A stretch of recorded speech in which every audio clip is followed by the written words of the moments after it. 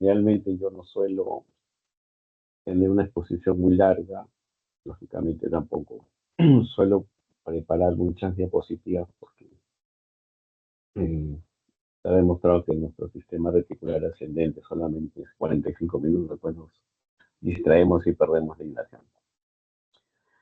Pero la clase tiene 36 diapositivas, o digamos 34, quitándole la primera y la última. Vamos a ver cómo lo hacemos. Entonces, a manera de introducción, con respecto a los virus hepatotropos, diremos que estos virus tienen como órgano diana el hígado. Por lo tanto, se traduce en una enfermedad llamada hígado. Ahí hay un audio que está.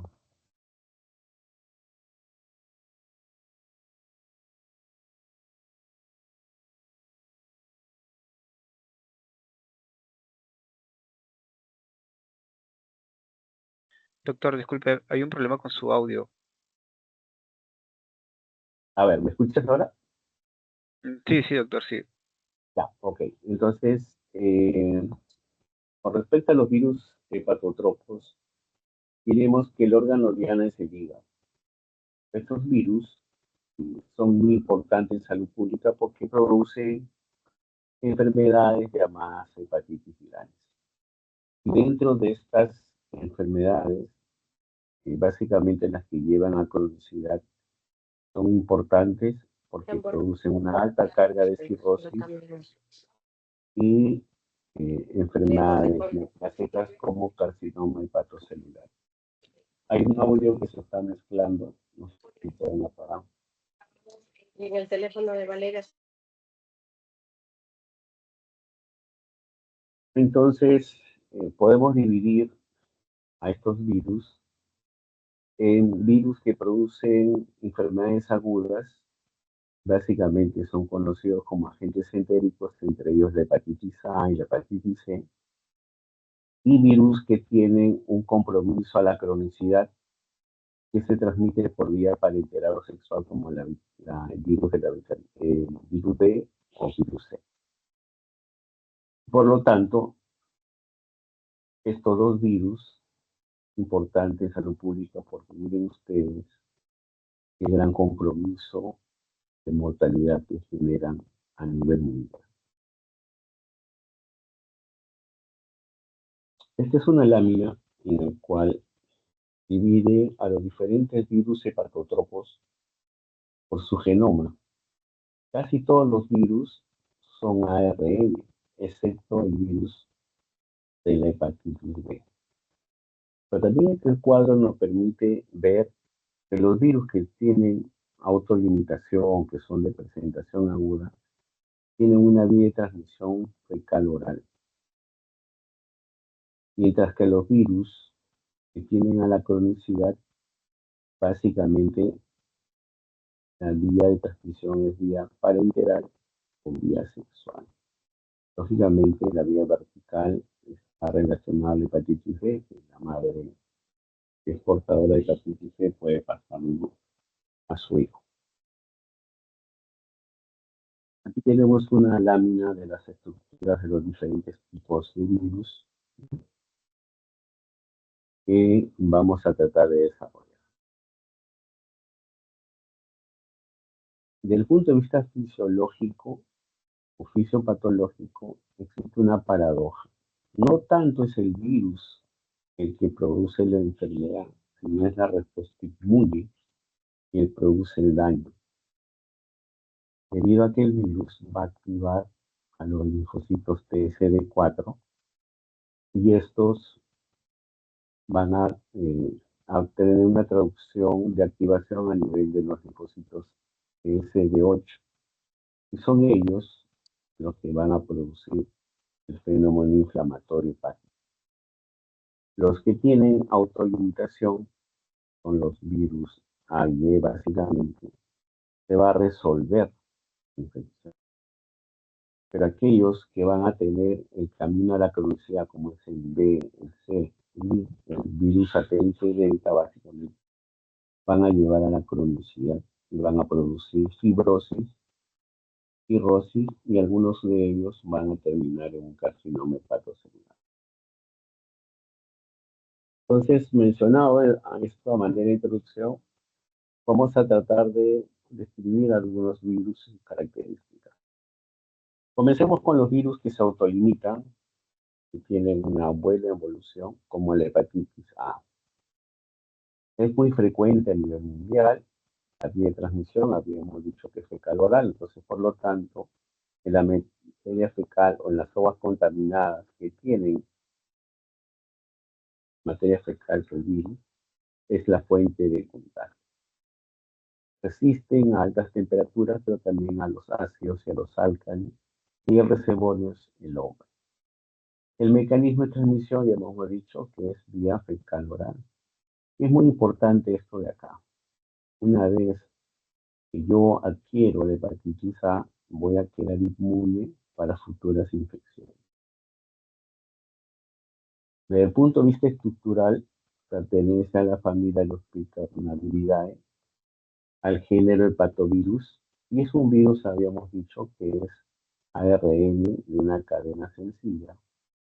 Tiene una estructura icosaédrica pequeña de 50 a 80 nanómetros. Es un virus sin envoltura y esto le genera una resistencia ambiental. Y dentro de su diversidad existen 6 genotipos que están identificados, de los cuales el 1, el 2 y el 3 y los subtipos A y B son los que van a infectar al ser humano.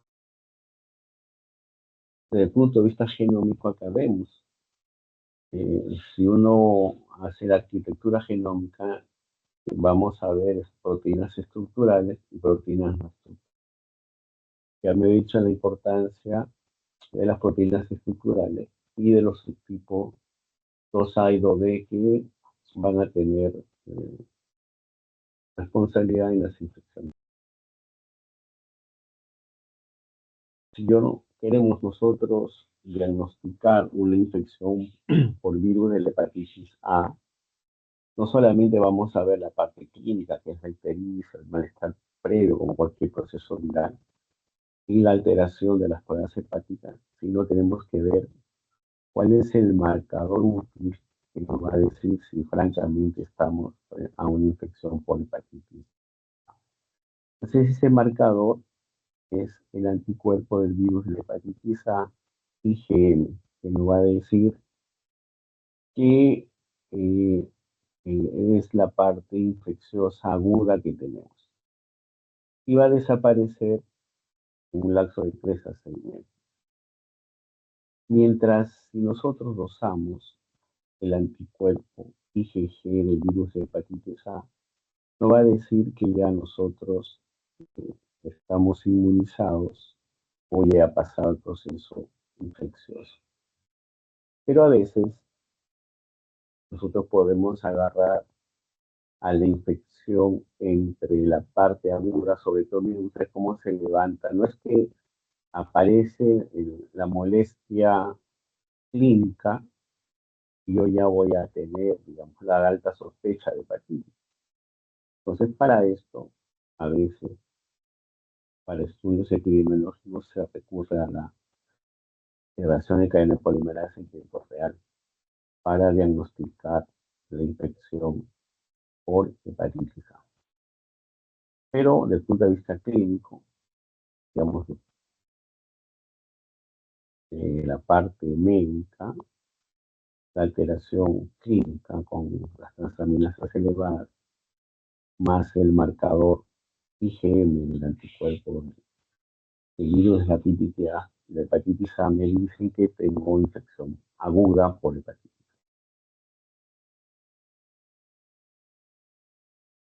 Esta hepatitis se puede controlar por vacunación. Y nuestro esquema de vacunación, cuando ustedes hagan pediatría, van a ver que hay muchas vacunas que se han ingresado al programa de vacunación. Nosotros tenemos la vacuna estándar, que es es una dosis única, es más abajo. Nosotros estamos con dosis única, que se aplica al niño o niña que tiene enfermedad y eso le confiere la inmunidad que estamos nosotros buscando para evitar la infección por hepatitis. ¿Qué podemos hablar de el otro virus que también tiene el mecanismo de infección fecal oral? La hepatitis C. Pertenece a la familia de los Epiviridae al género Epivirus. También es un virus de cadena simple RNA, es un virus pequeño de 32 nanómetros. Tiene 4 genotipos identificados, de los cuales el 1 y el 2 exclusivamente afectan al hombre, mientras que el 3 y el 4 puede también afectar a animales. La vía de transmisión, al igual que la hepatitis A, es fecal oral y va a ser básicamente mediante el agua. Hay un dato muy importante. Este virus se considera muy benigno, porque su mortalidad es muy baja. Pero en mujeres embarazadas, sobre todo en el segundo y tercer trimestre del embarazo, y producen una infección por hepatitis E, su mortalidad puede ser muy alta en este grupo etario de gestantes de segundo al tercer trimestre. Y ahí tiene que ver mucho la fisiopatología propia de la gestación. La gestación genera un estado de inmunidad, el problema hormonal facilita la replicación viral, entonces esto lo hace susceptible a que las gestantes en este grupo etario, que es segundo y tercer trimestre del embarazo, pueden tener una complicación muy alta de hepatitis aguda, produciendo falla hepática fulminante. Por lo tanto, su mortalidad, que suele ser muy baja, puede aumentar en este grupo etario. El periodo de incubación puede ir de 4 a 6 semanas. Y, lógicamente, utilizamos para el diagnóstico la serología, buscando los anticuerpos específicos, IgM para la infección aguda o IgG cuando ya el proceso pasó. Este es el genoma del virus de la hepatitis. Tiene proteínas estructurales, pero sobre todo tiene 3 elementos muy importantes, sobre todo la parte que tiene la proteína de Caxis, el ORF2, que no solamente tiene que ver con la formación de Caxis y es el principal antígeno inmunológico. Existe la vacuna contra la hepatitis C. Bueno, no está en nosotros, es una vacuna ya aprobada, que solamente lo tienen los chinos. Y ha demostrado, digamos, que actúa sobre esta proteína de Caxis, que es el ORF2. No está todavía disponible porque falta convalidar en otros grupos de riesgo como son niños, gestantes, adultos mayores o pacientes que tienen algún grado de deficiencia. En una de estas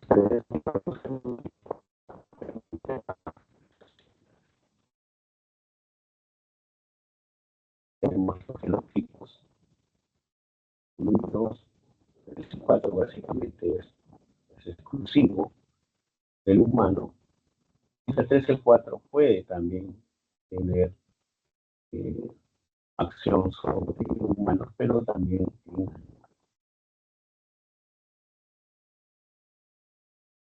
y acá está el método diagnóstico, de los anticuerpos contra la hepatitis C y IgM cuando es una infección aguda. Y aquí ese IgG que nos dice si es positivo es una infección pasada o ha habido un contacto previo. Pero el diagnóstico definitivo de certeza siempre lo hace la reacción en cadena polimerasa en tiempo real.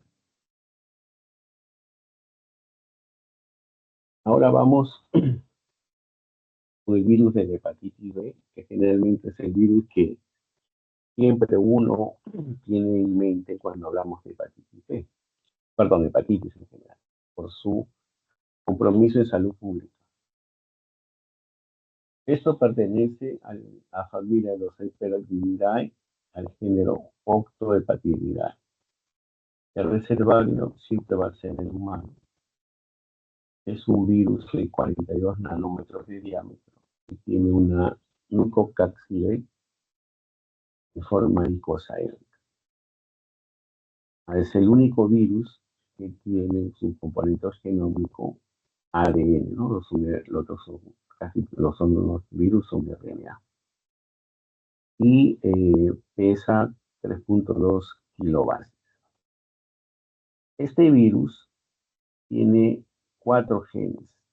El gen C, que es muy importante para la codificación del antígeno core de la hepatitis B y de la proteína precore que va a generar el antígeno E de la hepatitis B. Pero también tiene un gen P, que va a modificar la polimerasa viral. Tiene el gen S, y esto es muy importante porque va a codificar el antígeno de superficie, que es el que nosotros usamos para ver si tenemos o no una infección por hepatitis B. Y también tiene el gen X, que tiene que ver con la evolución de la enfermedad, la cronicidad y la posibilidad de irse a un carcinoma hepatocelular. Aquí se muestra una imagen de lo que hemos mencionado de los 4 genes su importancia en la producción de algunos antígenos que es necesario recordar para su identificación en caso de una infección con hepatitis B, ¿no? Como el antígeno de superficie, el marcador de replicación activa, que es el antígeno E de la hepatitis B. Muy bien. La vía de transmisión, aquí les habíamos mencionado que es flujo, sangre o fluidos, ya sea a nivel vertical, sexual o parenteral, ¿no? Parenteral estamos hablando pues, incluso de la reacción por vía parenteral, ¿no? Epidemiológicamente se dice que en zonas donde hay baja prevalencia de hepatitis B, el contacto es sexual. En zonas de alta prevalencia de hepatitis B, el mecanismo serían drogas intravenosas. Eso está descrito en la consulta. No estoy seguro si esto sucede con nosotros, pero es un dato que me llamó la atención. El periodo de infectividad se extiende de 6 semanas a 6 meses. El periodo de incubación va entre 1 y 4 meses.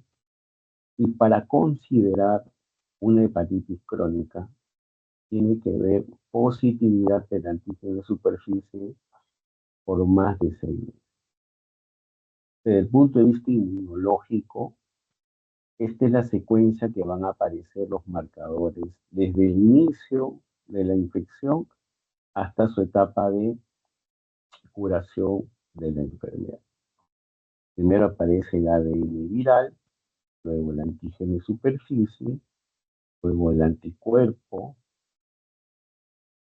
el COR o el virus de hepatitis, luego al épsilon, el anticuerpo, y termina con el anticuerpo del antígeno de superficie que dice que la curación se ha dado. Si yo quiero saber si estoy en una replicación viral, no solamente puedo dosar el ADN viral, sino que el antígeno E de la hepatitis B me va a decir la replicación activa del virus.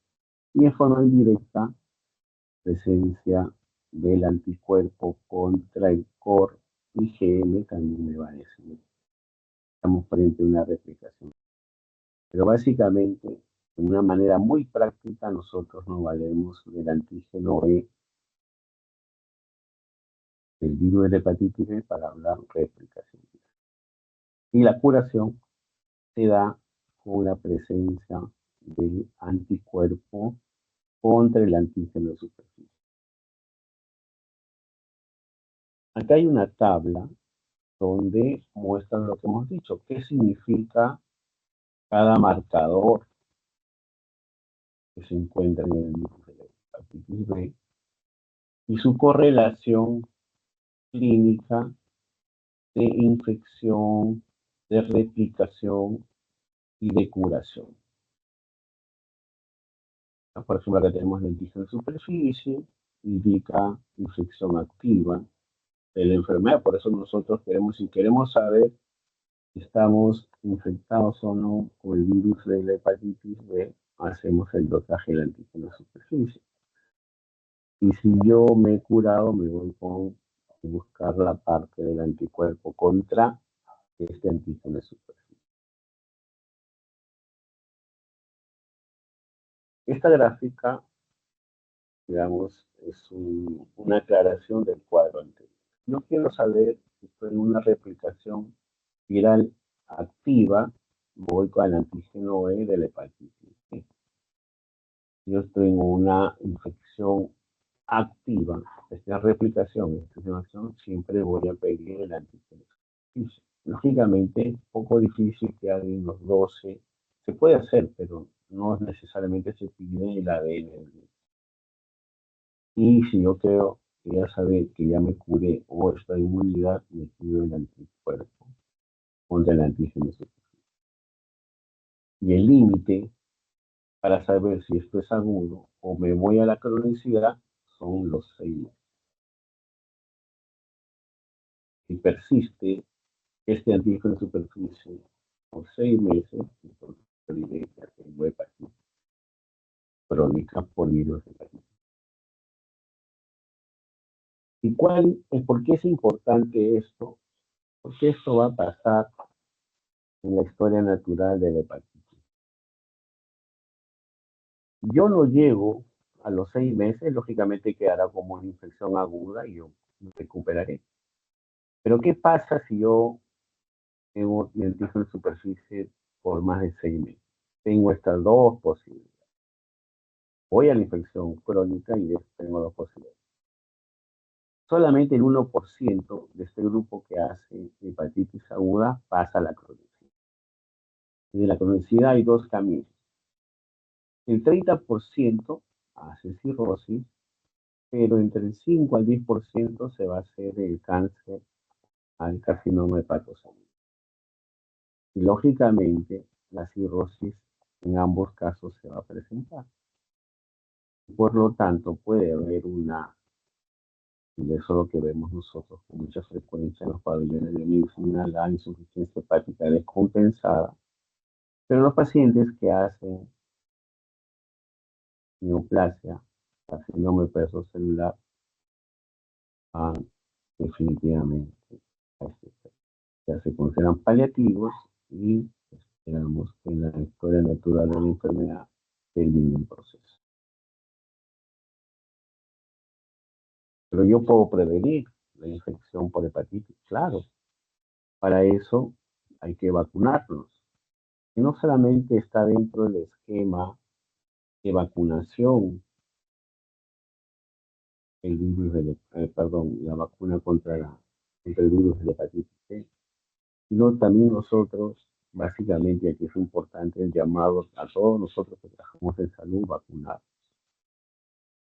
porque esto es el mejor método de prevención contra el virus. La otra es la inmunoglobulina contra el virus de hepatitis B. ¿Qué se aplica? Pues lógicamente si detecto a una gestante, tengo que poner su inmunoglobulina para evitar esa transmisión vertical. Lógicamente también están las medidas sanitarias. Si yo voy a donar sangre, me van a hacer un tamizaje porque es un medio de contagio de la transmisión también por sangre. Pero esto es muy importante para nosotros. ¿Qué pasa si yo tengo un accidente laboral? Y es muy frecuente que el interno de medicina o a veces el alumno de medicina que quiere que va en sus vacaciones a los hospitales para poder un poco aprender un poco más, adelantarse a su curso de semiología o de medicina interna. Y como lo vemos muy empeñoso, le damos algunos procedimientos. Y unos procedimientos muy comunes que el alumno comienza a aprender son los análisis de gases factoriales.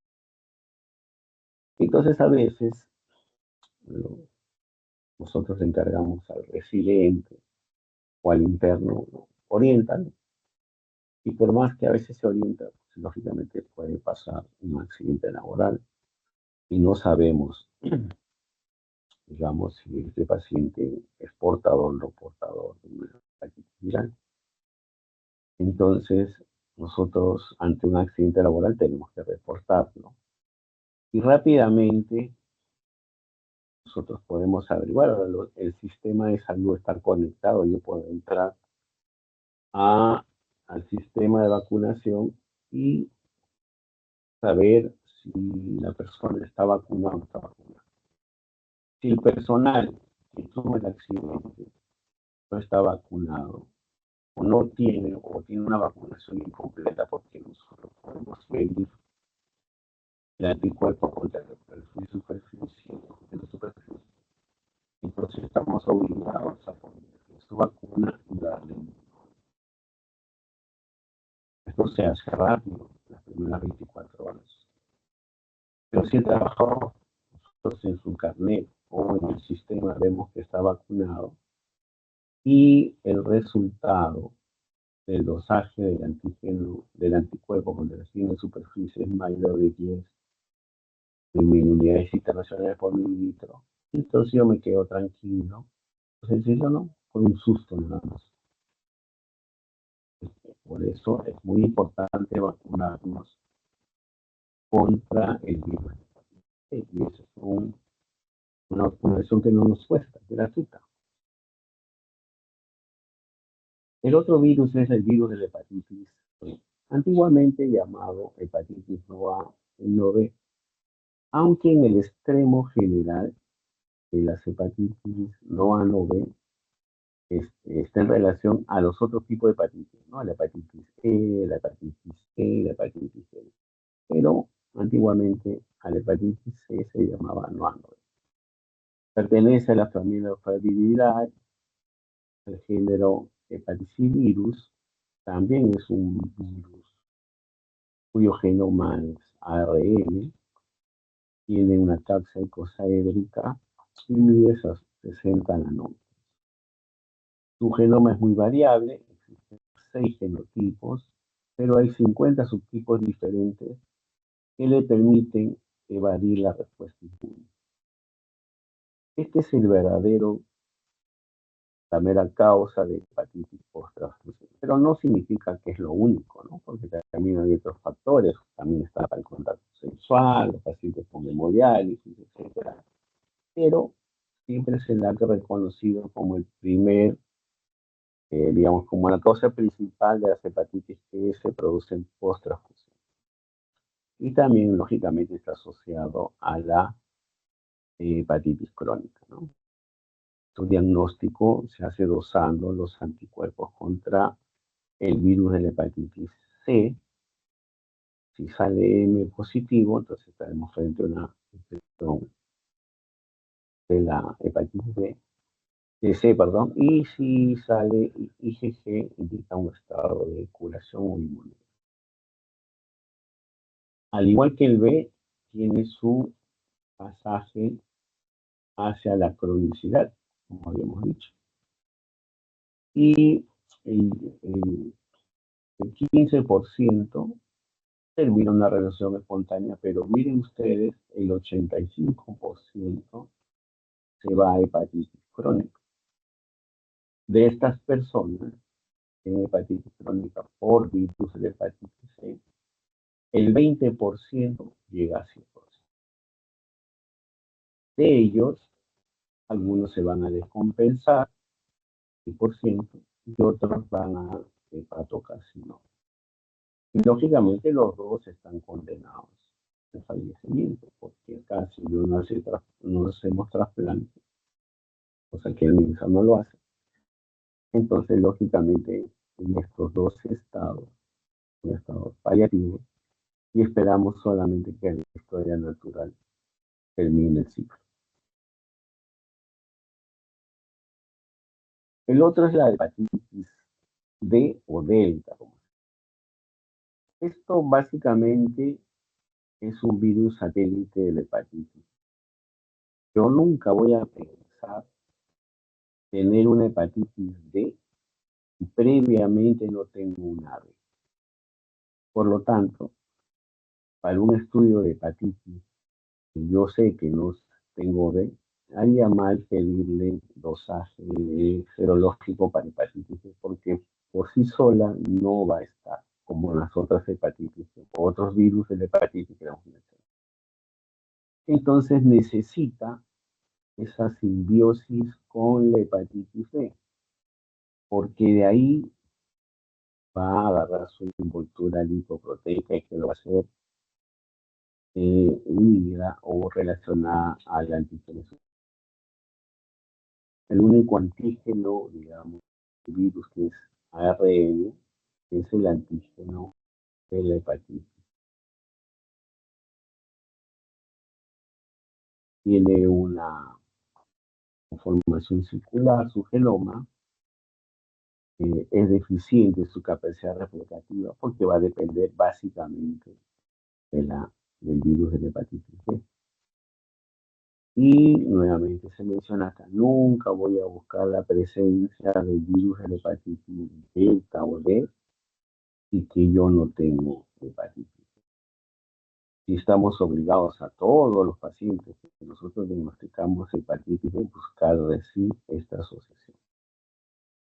Y al igual, para su diagnóstico necesitamos el IgM del anticuerpo de la hepatitis contra el virus de la hepatitis D para su diagnóstico de una infección por este virus.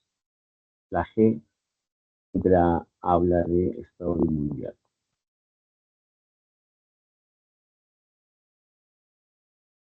Y este es un cuadro que resume todo lo que hemos mencionado de los diferentes tipos de hepatitis. Lógicamente, la coloración verde nos va a decir que su mecanismo de transmisión es fecal-oral y que se autolimitan, no llegan a la cronicidad. Mientras lo que están al centro casi, hepatitis B, hepatitis C y su satélite, que es el delta, sí llevan a la cronicidad y por lo tanto me van a llevar a la cirrosis o al carcinoma hepatocelular. La D hemos dicho que es un satélite de B y se considera una sobreinfección o una coinfección del virus de la hepatitis. Muy bien, eso es con respecto a todo lo que es virus hepatotropo. Lógicamente no significa que sean los únicos, porque también el citomegalovirus, otros virus también pueden producir compromiso hepático. Estamos hablando de virus que sí tenemos, digamos, que es lo que más conocemos como virus hepatotropo. Pero también existen otros. ¿Qué podemos decir de los herpes virus? Estos sí son virus ADN bicatenario. Están distribuidos a nivel mundial y tienen una característica que van a producir una infección primaria, un estado de latencia y una reactivación. Y eso lo vemos porque creo que nadie se ha salvado de una lesión a nivel del labio, que hemos dicho que es un herpes, el herpes labial. Y que desaparece, se oculta y luego después de ciertas condiciones como fiebre, estrés intenso, puede reaparecer. Por lo tanto, más del 90% de las personas adultas ya hemos sido infectados por este virus. Y es muy importante porque es una de las familias de los virus que están relacionados con patología humana. Son 8 tipos de virus que se dividen en familias Y cada familia tiene unas características que luego vamos a ver. Esta es la arquitectura del herpes virus. En una envoltura, una capa lipídica con glicoproteínas que es muy frágil, muy sensible. Si se daña esta envoltura, se anula su proceso infeccioso del virus. La envoltura para el virus es muy importante para poder sobrevivir y poder producir infección. Tiene un tegumento donde están las enzimas virales para su replicación, y una cápside que es glucosaédrica, y su genoma que hemos mencionado es ADN lineal de doble cadena. Entonces acá nuevamente se repite la información inicial que hemos dado, que es genoma con ADN, tiene un cápside, tiene un tegumento, tiene una envoltura, y que es importante su presencia porque si no deja de ser infección.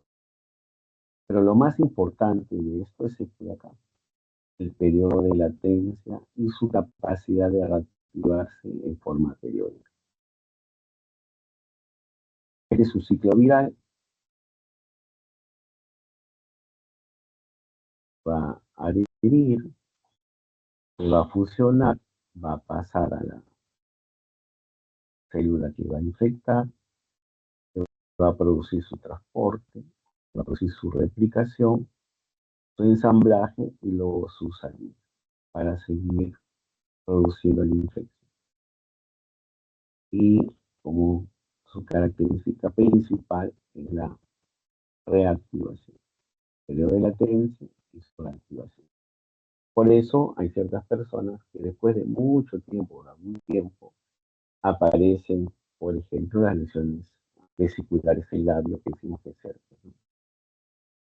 Y la persona dice, nunca me va a curar, no, pues, su periodo de latencia, de acuerdo a dónde, a qué virus pertenece, a qué familia pertenece, tiene sus órganos catedrales, digamos, que se ocultan ahí. Y acá está. Esos 8 virus que nosotros hemos mencionado se clasifican en 3 subfamilias. La subfamilia alfa, herpes viridae, donde está el herpes simple 1, el herpes simple 2 y varicela zoster. Herpes labial 1, herpes genital, varicela zoster. La familia beta de herpes viridae, el citomegalovirus, virus herpes tipo 6, virus herpes tipo 7, y la subfamilia gamma, el Epstein-Barr y el virus herpes humano 8. Tiene sus características. La subfamilia alfa tiene una replicación rápida, se ocultan, su periodo de latencia lo hacen en las neuronas, y una citólisis intensa, pero no lleva, o mejor no está relacionado con cáncer. La subfamilia beta, su replicación es lenta, su latencia lo hacen en los linfocitos o en los monocitos, también tiene una citólisis marcada y tampoco se asocia a cáncer.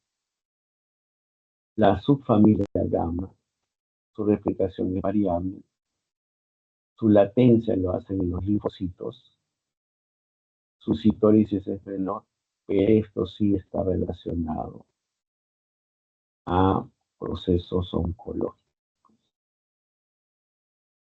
Epstein-Barr, linfomas, este tipo 2, con VIH, por ejemplo, se relaciona con sarcoma en Kaposi. Y algunas características de estas subfamilias, ¿no? La alfa, neurotrópicos, replicación rápida, destrucción celular importante, latencia de su bando sensitivo. ¿Qué enfermedades produce? El 1, labial, el 2, genital, varicela zoster, relacionados con varicela o herpes zóster y la encefalitis herpética. Muchas veces cuando estén en clínica van a ver cuadros de meningoencefalitis viral, acuérdense de leer. Y eso pertenece a la subfamilia. Su periodo de latencia lo hace gémido en los actoros. La subfamilia beta, una metareplicación lenta, aumenta el tamaño de la célula, citomegalia, la T se lo hace en los monocitos, en algunas células hematopoyéticas como linfocitos también, producen mononucleosis, que tiene sin VIH, es el tema súbito. Esto se ve en pediatría, llamada el tema asociado al virus del herpes tipo. La subfamilia Dagma tiene tropismo por los linfocitos B, congénico, los otros anteriores no tenían nada que ver potencial oncogénico. Mononucleosis infecciosa, Epstein-Barr, linfomas, carcinoma y sarcoma. El virus es otro, también mencionamos. Para su diagnóstico, lógicamente nosotros no valemos el diagnóstico serológico. Pedimos IgM o IgG, pero tiene baja sensibilidad y especificidad. Generalmente no lo usamos para el diagnóstico agudo. El cultivo celular, detección de antígenos. El cultivo lógicamente va a tener una sensibilidad mayor o una especificidad mayor. Es un tiempo de una semana básicamente para poder aparecer. ¿Sí? Y es el estándar clásico, pero demora mucho. Yo tengo un paciente que tiene una meningoencefalitis viral, 7 días, es demasiado. La detección de antígenos es rápida, pero tampoco no tiene mucha sensibilidad y especificidad. Lo ideal es la reacción en cadena polimerasa, en tiempo real, que es el gol estándar. Tiene su costo, lógicamente, pero, por ejemplo, nosotros en la función lumbar, el paciente que sospechamos meningitis, entre ellos posibilidad de herpes, esto nos ayuda bastante. Por eso, su indicación principal para hacer esto de acá es la encefalitis por herpes.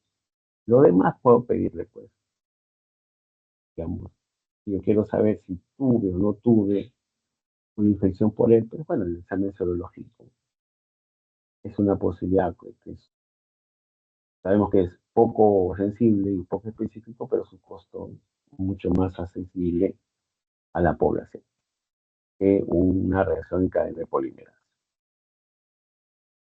Muy bien, eso sería todo con respecto a estos dos tipos de virus que el día de hoy hemos tocado, quedando pendiente la clase de el virus del dengue, que ya hemos quedado con Jeremy, que va a ser el miércoles, ya me pondré de acuerdo con él, si va a ser presencial o virtual, de acuerdo a la disponibilidad.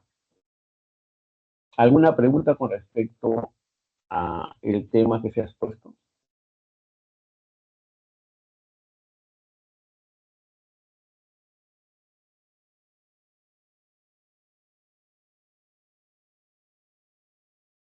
No, doctor, todo está claro. Entonces, doctor, coordinamos para lo del día miércoles. Sí, Jeremy, colgamos el miércoles, para la clase del miércoles. ¿Ya?